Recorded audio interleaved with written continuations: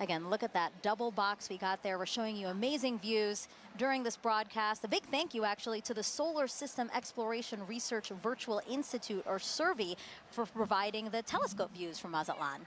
Yeah, the SERVI team down there, the SERVI team is based out of Ames, but it is a collection of teams across the country and across the world that are sort of studying the intersection of science and exploration, helping us get ready for our... That's amazing. Okay, totality is actually about to end in Mazatlan. Let's keep watching our screen right now for, again, what are we watching for, Kelly?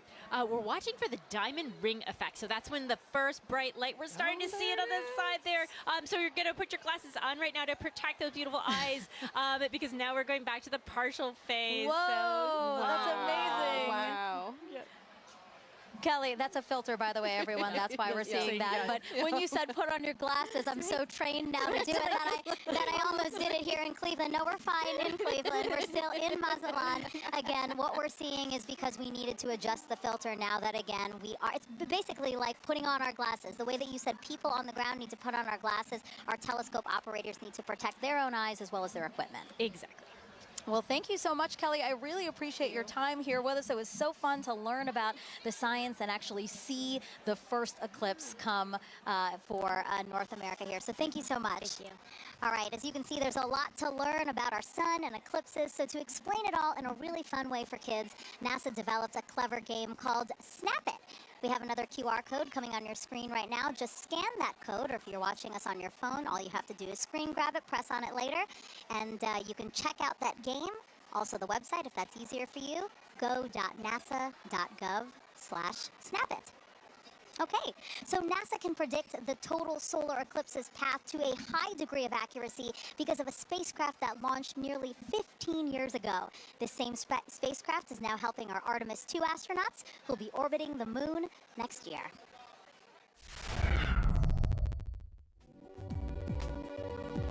NASA's next step in establishing a long-term presence on the moon is sending 4 astronauts to fly around it with the Artemis II mission. Part of the crew's training has been to study images from NASA's Lunar Reconnaissance Orbiter, or LRO. The spacecraft launched in 2009 and continues to use 7 instruments, including a high-resolution camera, to help us learn more about the moon's surface. Because of LRO, we now know more about the moon's topography than any other planetary body in the solar system, including Earth. The Artemis II crew used LRO data and photographs to learn how to identify lunar landmarks they'll see from orbit and to seek out sites of scientific interest, like possible landing spots for future explorers.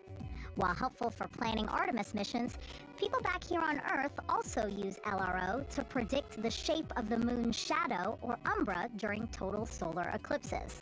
The moon's shadow will change throughout the eclipse, depending on the lunar terrain and the elevations of observers on Earth. People may even see what looks like an arc of solar diamonds around the moon as sunlight peeks through lunar features like craters. That's a look at your Artemis Moon Minute. All right, joining us on the hostess next here. Oh, actually, we have, sorry, Snoopy. Oh, I just revealed that it's Snoopy. Well, I just want to wave real quick to the crowd here at the Great Lakes Science Center, just outside of our host desk, waving at us, waving at the camera. I'm waving back at them like they can see me. But I did just spoil the surprise. We do have Snoopy here, our Chief Safety Officer here at NASA, and he's here to tell us how to safely watch the eclipse. So, Snoopy, if we were to watch the eclipse today before totality, what should we do? That's right. You should have your glasses on. That's right. Well, and what about during totality, Snoopy? Can we take them off then? Yeah, let me help you out here. Oh, Snoopy, there I can see your shining bright eyes. I love Snoopy. He's so funny. Now, Snoopy, I have to ask you a question, okay? So today we've been polling everybody, asking for the total solar eclipse today, who is the big star of the show, right? Is it the Earth? Is it the Earth?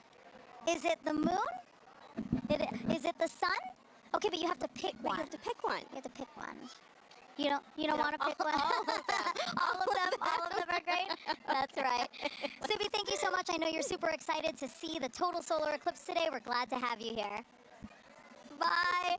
All right, now let's head back over to Tahira in Kerrville, Texas. All right, thanks, Megan. I mean, what an incredible view from Mazatlan, Mexico. That was amazing. And folks, as you can see on your screen right now, we are less than 1 minute away from the eclipse crossing over Torreon, Mexico. Gina, how fast is this moon shadow moving right now? And it's flying. It's going about 1,900 miles per hour as we're chasing it across the U.S. That is incredible. And so, you know, in Mazatlan, we were able to see the diamond ring effect. That's right. It was beautiful. So hopefully we'll be able to see that in Torreon right now. Yeah, we're watching that live feed. Yes, just to see this sliver crossing over the moon. That's right. We're getting so close there. We are Hopefully getting we'll see so that diamond close. ring too. Wow. Look at this. And so we're about 10 seconds All right. away. Here we go. Let's take it in. Wow. What a And it's spectacular. going into totality. Wow. There Here you we have go. it. We are in. Yep, that diamond ring came through, and we see a little bit of those Bailey beads too as we're looking at it. Those kind of the lights trickling through around the surface of the moon, coming through the peaks and valleys.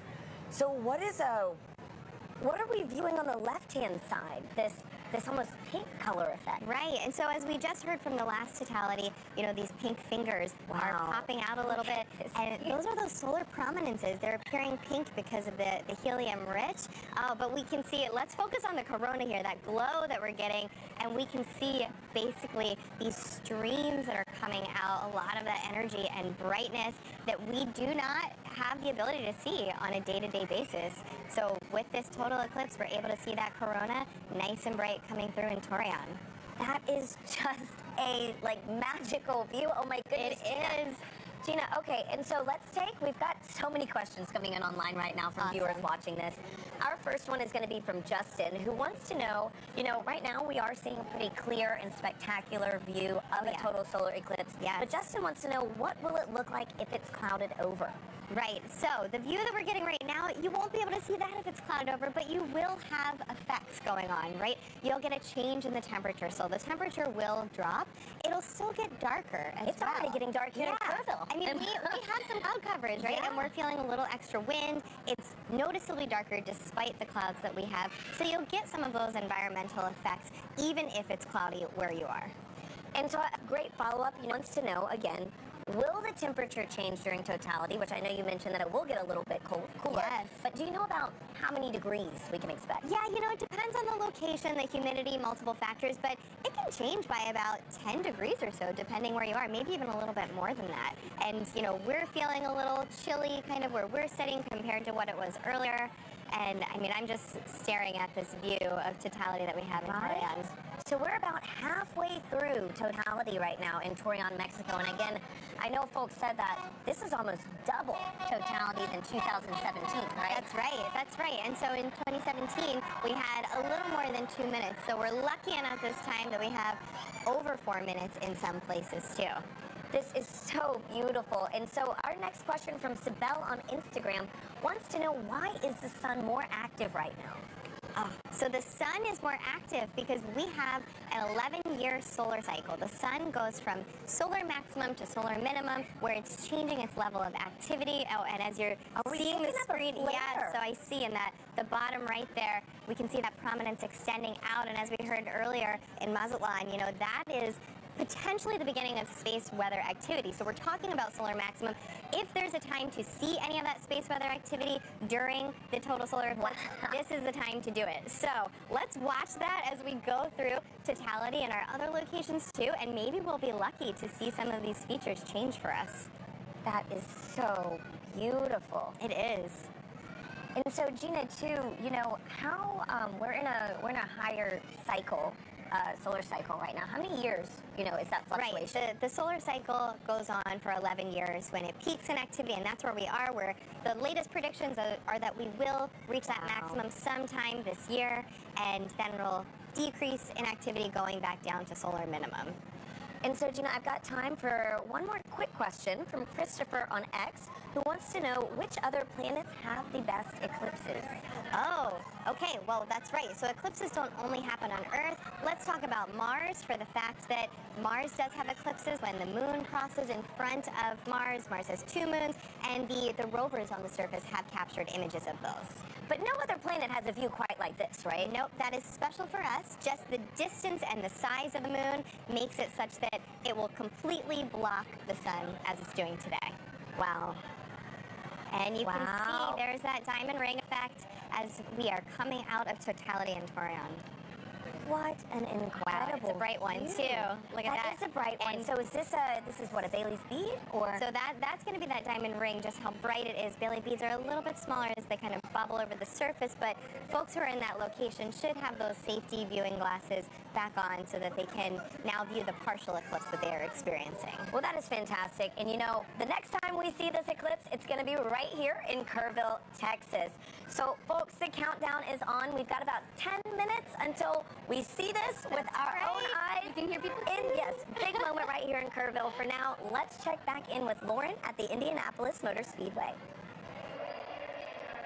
Thanks, Tahira. We are getting close to eclipse ourselves, but for now, we have a very special guest, NASA's very own Pam Melroy, Deputy Administrator and former astronaut.